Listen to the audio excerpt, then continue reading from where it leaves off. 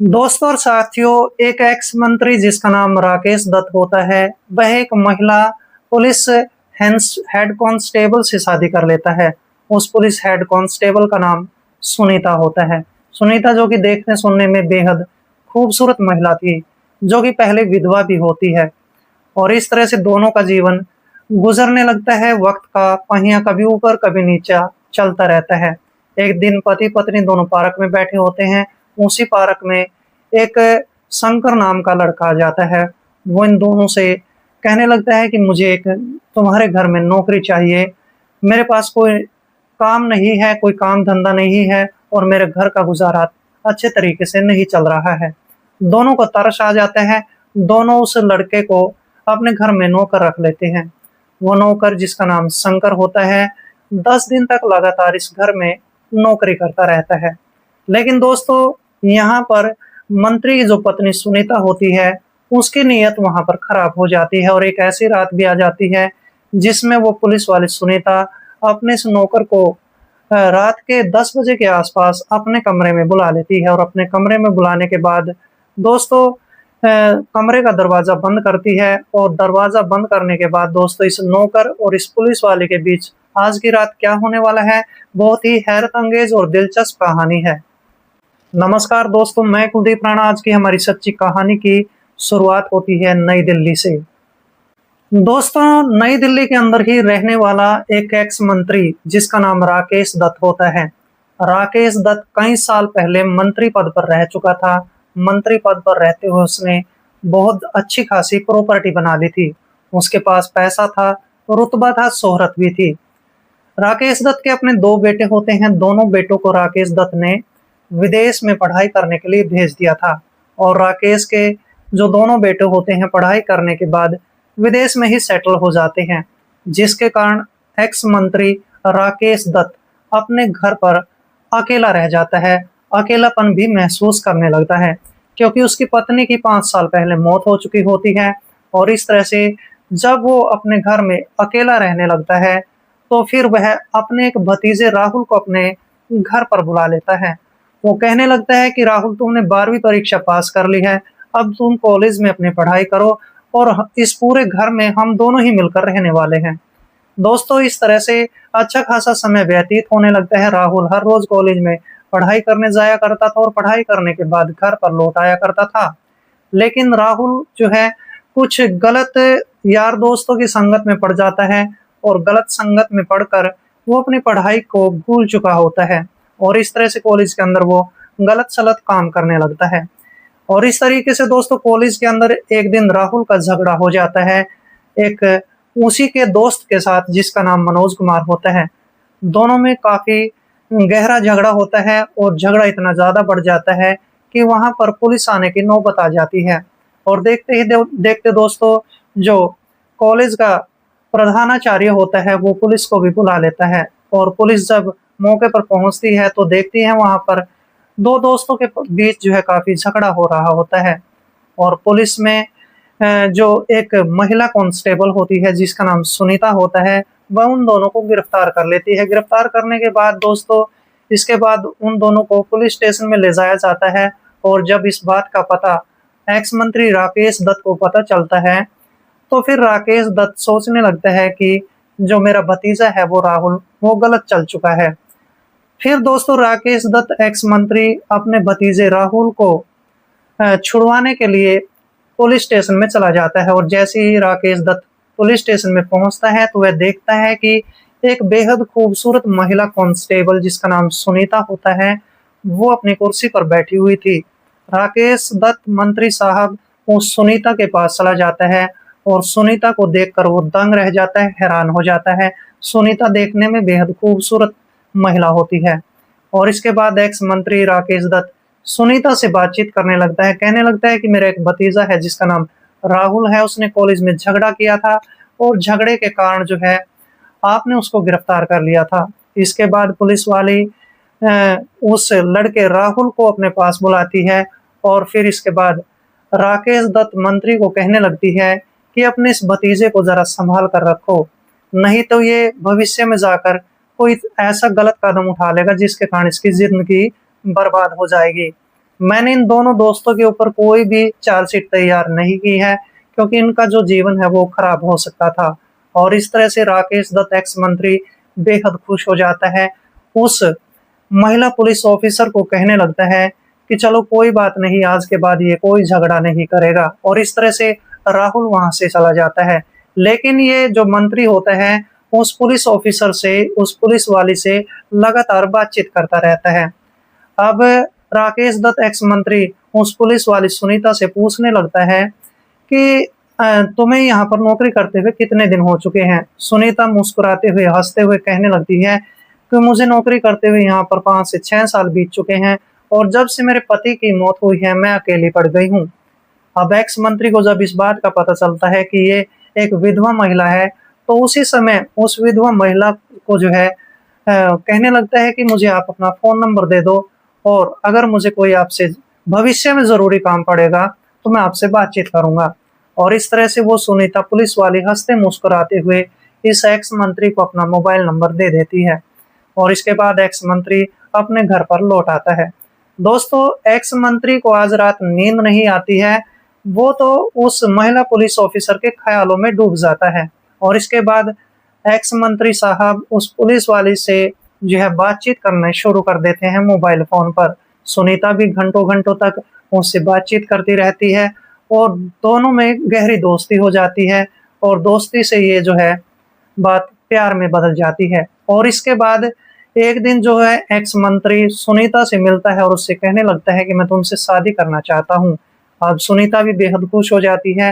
वह सोचने लगती है कि ये तो मंत्री पद पर रह चुका है, काफी धन दौलत है, काफी पैसा है, रुतबा है, और मैं इससे अगर शादी कर लेती हूँ तो बहुत खुश रहूंगी। और इस तरह से सुनीता मान जाती है।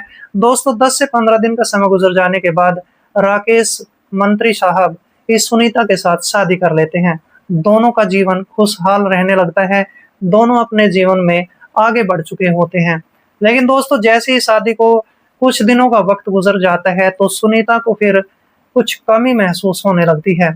वो कमी सबसे बड़ी ये होती है कि मंत्री साहब कामकाज में व्यस्त रहने लगते हैं, अपनी पत्नी सुनीता को वक्त नहीं दे पाते हैं। सुनीता दिन भर घर का कामकाज किया करती थी, पुलिस थाने में जाया करती थी, अपनी ड्यूटी करके घर पर लौट आया करती थी। लेकिन रात के समय वो बिल्कुल अकेलापन महसूस करने लगती है। दोस्तों, एक समय ऐसा भी आ जाता है जिसमें रविवार का दिन होता है, और मंत्री साहब राकेश दत्त और साथ में उसकी पत्नी सुनीता दोनों अपने घर के आंगन में बैठे हुए होते हैं। उसी दौरान एक बड़ा ही हैंडसम नौजवान लड़का वहां पर आता है जिसका नाम शंकर होता है। शंकर इन दोनों को कहने लगता है कि मेरे पास कोई नौकरी नहीं है, मैंने कई जगह कंपनियों में भी इंटरव्यू दिया, लेकिन मुझे किसी प्रकार की कोई नौकरी नहीं मिली है। कोई कहता है कि तुम 10वीं पास हो, इसलिए तुम्हें कोई भी नौकरी नहीं मिल सकती है। मैं चाहता हूं कि मुझे अपने घर पर कोई छोटी मोटी नौकरी दे दो, जिससे मेरा जीवन अ, अच्छे तरीके से गुजरना शुरू हो जाएगा। अब इसके बाद दोस्तों, जो मंत्री की पत्नी होती है सुनीता पुलिस वाली, वो उस लड़के को अपने घर पर नौकरी दे देती है। शंकर भी खुश हो जाता है क्योंकि उसको नौकरी मिल चुकी होती है। लेकिन शंकर इस बात को नहीं जानता था कि ये पुलिस वाली इस पर इतनी मेहरबान क्यों हो गई है। खैर दोस्तों, लगभग 10 दिन का समय गुजर जाता है। शंकर इनके घर पर दिन भर कामकाज किया करता था, और फिर इन्हीं के घर पर एक अकेले एकांत में एक उसको कमरा दे दिया जाता है, उसमें रहना शुरू कर देता है। दोस्तों, लगभग बहुत अच्छा जीवन गुजर रहा होता है शंकर का भी। और इस तरह से एक दिन ऐसा हो जाता है कि जो मंत्री साहब होते हैं राकेश दत्त, वो अपने किसी जरूरी काम से बाहर चले जाते हैं, और बाहर जाने के बाद अपने काम में व्यस्त हो जाते हैं। लेकिन उस दिन घर पर जो पुलिस वाली होती है वो अकेली होती है। घर में उसका केवल एक नौकर ही होता है जिसका नाम शंकर था। दोस्तों, शंकर को वह आवाज लगाती है, कहने लगती है कि तुम्हारे जो मंत्री साहब हैं वो तो घर से बाहर जा चुके हैं, उनको कोई जरूरी काम है, और मुझे तुमसे कुछ जरूरी बात करनी है, तुम जल्दी से मेरे कमरे में आ जाओ। नौकर दौड़ा दौड़ा उसके कमरे में आ जाता है, और कमरे में आने के बाद दोस्तों, वो पुलिस वाली उसको अपने पास बिठा लेती है। दोस्तों, इसके बाद ये सुनीता पुलिस वाली इस नौकर शंकर के सामने एक शर्त रख देती है। नौकर शंकर को कहा जाता है कि आज रात तुम्हें अपने इस मालिक को खत्म करना है और इसके लिए मैं तुम्हें 5 लाख रुपए देने को तैयार हूँ। अब शंकर जैसे ही अपनी मालकिन की इन बातों को सुनता है तो हैरान हो जाता है। लेकिन जब 5 लाख रुपयों की बात आती है तो शंकर लालच के चलते मान जाता है। और इस तरह से दोस्तों शंकर को अब इतना लालच आ जाता है, वो अपनी इस मालकिन सुनीता को कहने लगता है कि इस काम के लिए मैं 5 लाख रुपए नहीं लूंगा बल्कि 10 लाख रुपए लूंगा। और इस तरह से पुलिस वाली उसको 10 लाख रुपए देने के लिए तैयार हो जाती है। दोनों मिलकर प्लान तैयार कर चुके होते हैं। दोस्तों इसके बाद सुनीता पुलिस वाली उसको कहने लगती है कि तुम किसी मेडिकल स्टोर पर जाओ और कुछ नींद की गोलियां खरीद कर लाओ। इसके बाद वो शंकर पुलिस वाले की बात मानकर एक नजदीकी मेडिकल स्टोर पर जाता है, वहां से कुछ नींद की दवाइयां खरीदता है और नींद की दवाइयां खरीदने के बाद दोस्तों वो घर पर चला आता है। जैसी शाम होती है तो शाम के समय राकेश दत्त एक्स मंत्री अपने कामकाज निपटाकर घर पर लौट आते हैं। और इसके बाद दोस्तों नौकर खाना तैयार करता है। खाना तैयार करते समय अब मंत्री साहब के खाने के अंदर जो है वो नींद की गोलियां भी मिला दी जाती हैं और इस तरह से दोस्तों पूरा परिवार जो है खाना खाता है। लेकिन दोस्तों यहाँ पर राकेश दत्त मंत्री के खाने में नींद की दवाइयां मिला दी गई थी। और जैसे ही रात के तकरीबन 9 बजे का समय होता है तो मंत्री साहब अपनी पत्नी के साथ अपने कमरे में लेट जाता है और आधे घंटे के बाद मंत्री साहब को काफी गहरी नींद आ जाती है।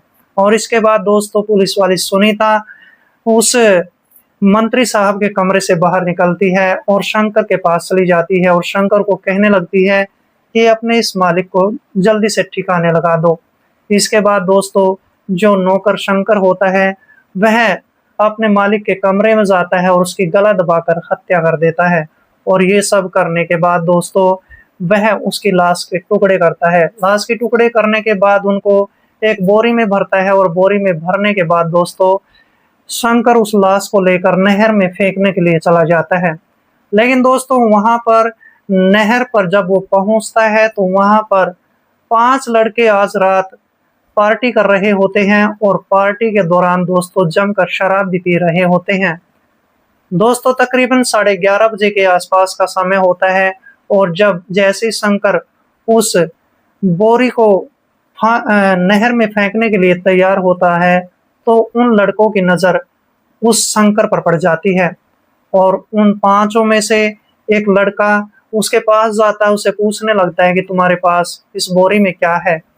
शंकर घबरा जाता है और जैसे शंकर घबरा जाता है तो वह अपने 4 दोस्तों को अपने पास बुला लेता है और इस तरह से वो 5 दोस्त उस बोरी को अपने हाथों में लेते हैं। जब उस बोरी को वो खोलते हैं तो देखते हैं कि उसमें लाश के टुकड़े होते हैं। और इसके बाद दोस्तों वो 5 ही लड़के तुरंत उस नौकर को वहीं पर पकड़ लेते हैं और इस तरह से उनमें से एक लड़का नजदीकी पुलिस स्टेशन में फोन कॉल करता है, पुलिस को मौके पर बुला लेता है। पुलिस लगभग 40 मिनट के बाद वहां पर पहुंच जाती है और दोस्तों वो 5 दोस्त जो शराब पी रहे होते हैं पुलिस के सामने सारी बातें बताने लगते हैं।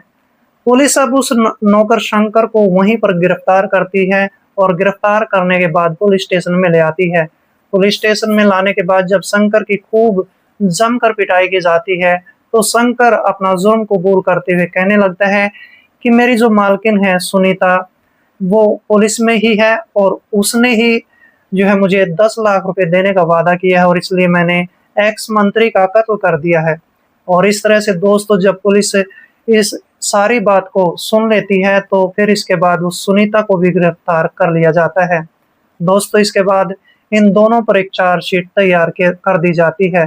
चार्जशीट तैयार करने के बाद इन पर दोस्तों एक मुकदमा भी दायर कर दिया जाता है। और इस तरह से दोस्तों 6 अगस्त 1998 को जज साहब ने इन दोनों को उम्र कैद की सजा सुनाई थी। और इस तरह से सुनीता ने अपने ही नौकर के साथ मिलकर इस एक्स मंत्री का ही कत्ल करवा दिया था और इस तरह से अपने हंसते खेलते परिवार को पूरी तरह से बर्बाद कर लिया था। दरअसल दोस्तों इस कहानी को सुनाने का मेरा उद्देश्य है किसी का दिल दुखाना नहीं था बल्कि आपको सजग करना था, आपको सतर्क करना था। तो मिलते हैं दोस्तों किसी ऐसी कहानी के साथ, तब तक के लिए दोस्तों जय हिंद, वंदे मातरम।